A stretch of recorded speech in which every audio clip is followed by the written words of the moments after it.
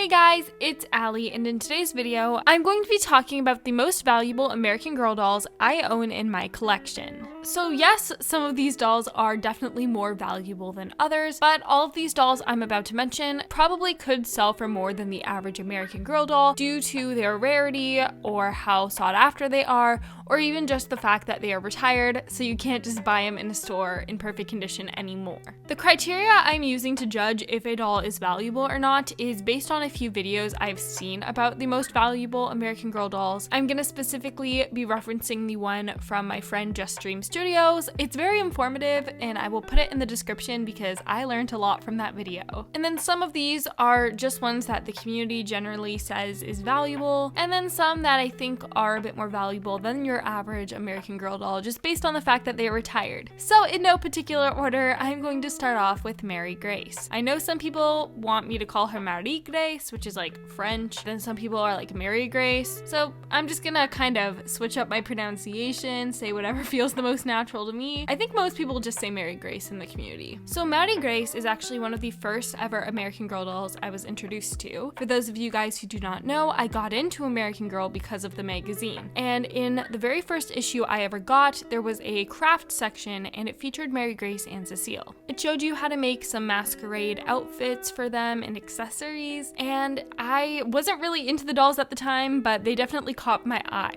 One of my sister's childhood friends actually did own both of these dolls, and I believe I did see them in person, but she's not close with her anymore, so I was not able to get her dolls when she outgrew them. So Mary Grace has been a doll that has been on my wish list for a while. A lot of people use her mold in customs, but I really have always loved the look of a natural Mary Grace, uncustomized.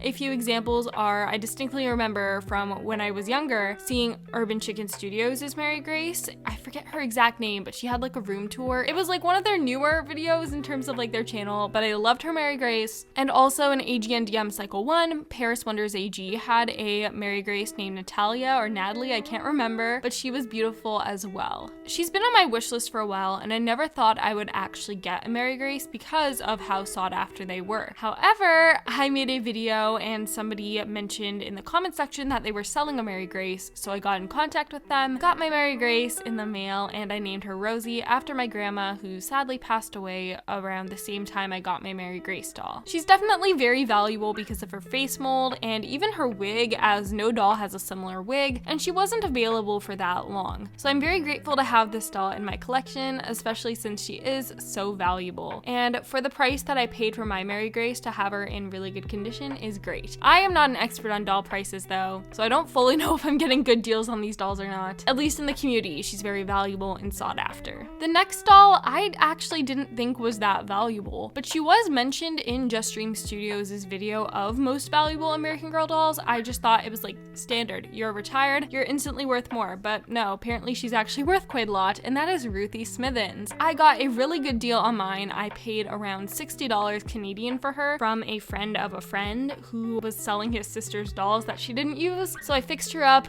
All of the videos of me fixing up dolls, by the way, that I got secondhand are in a playlist on my channel, and I will link that down below. But I found out while watching that video that Ruthie was actually more valuable than I initially thought she was. She has gray eyes, which is a feature that's quite rare to see on American Girl dolls. I believe the only other doll with those eyes is Molly. Her wig is kind of similar to Truly Me 41, and she has lined eyebrows, which is a feature that we don't see too often on dolls anymore. So Ruthie was released in 2008 to go along with the release of Kit's movie, and she was retired in 2014 when Be Forever took over. So if you compare her to other historical dolls like Samantha, Molly, and things like that, even other best friend dolls like Nellie, Ruthie had a very short shelf life, which definitely makes sense as to why she's more valuable, only 6 years. I don't know how popular she was as a doll. I don't see her too often on social media. I know AG Jitters has one, but I can't name that many people who own a Ruthie doll. Probably because people would rather get Kit than Ruthie, because Kit is the main character, and Kit has been around for a long time as well. But either way, she's a doll that a lot of people don't own, and I guess she's sought after more than the average retired doll, and I'm very grateful to own my Ruthie doll. Next up is one that when I ask the question, who do you think is the most valuable American Girl doll,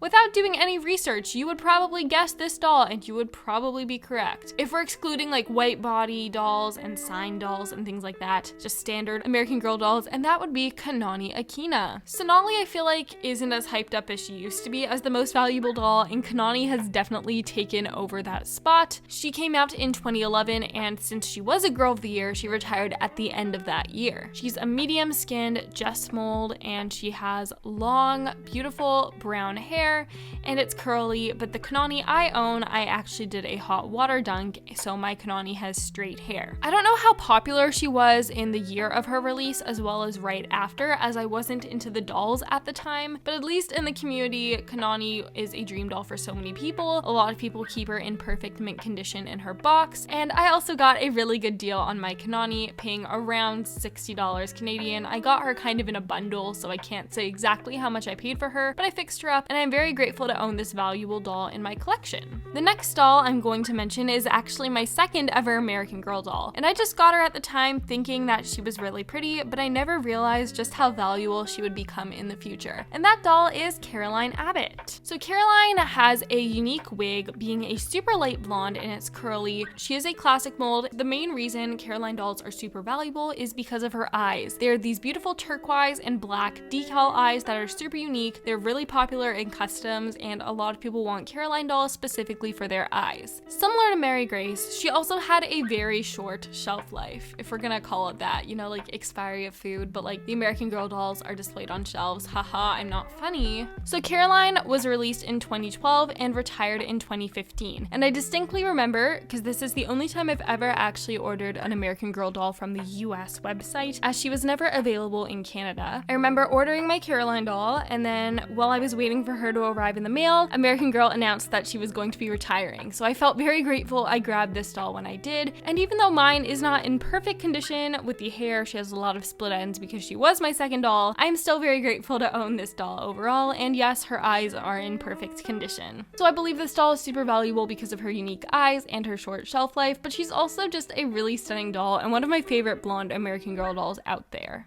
So the next few on this list are still valuable because they are retired. You can't buy them anymore, especially if they come with like their full meat outfit and things like that. So I will mention them, but I don't think they are as valuable as the ones that I had mentioned earlier. Feel free to correct me if I'm wrong. I don't know too much about like used dolls and prices and things like that, but the first one I will mention is Krissa. I got mine for a really good deal at the same time that I got Ruthie, so around $60, and I think she's really pretty with the Josefina mold, the blue eyes, and the really dark hair. Krissa is a really underrated doll and she's beautiful. Though I don't think she's super desired in the way that Caroline's and Kanani's are, she still is a retired doll, and she's been retired for over 10 years, which is really crazy to think about, so there definitely is some value to her. Lainey is a similar situation. I got mine for a really good deal, and she is over 10 years old as well, being the Girl of the Year for 2010. And I think you might be able to find some cheaper Lainey's on eBay, but if you want one like perfect new in box condition, she is going to be expensive as she is retired. The next one is Leah, who is my first Girl of the Year doll. I think she's one of the prettiest Girl of the Year dolls and most unique visually, and I absolutely love her. I love her wig, and similar to the others, she is retired, therefore a Leah in perfect condition would probably cost more money. And last but not least, we have Gabriella McBride. She was a truly me doll, meaning that for the time span that she was released, there were probably more Gabriella dolls or Truly Me 46s made than Kanani's that were made, for example. But if you are to sell a Gabriella doll in perfect new in box condition with her meat outfit, it would probably go for a bit more than the average American Girl doll would. I believe she was retired in 2018, not 2017 though, so she did have a longer life than the average Girl of the Year. She did start the trend of American Girl of the Years overstaying their welcome. So I hope this video gave you a little insight into my collection as to, I guess, how valuable it is. And I'm curious, if you own any of these dolls, let me know in general what the rarest doll you guys have in your collection is. And if I did mess up any of my facts or things like that, please let me know. This subject is not my forte, but I did try and do a bit of research beforehand to see what dolls I owned are a bit more valuable than the average doll. If you guys liked this video, give it a thumbs up and make sure you subscribe to my channel for more American Girl doll videos, and I will see you guys soon with a new video.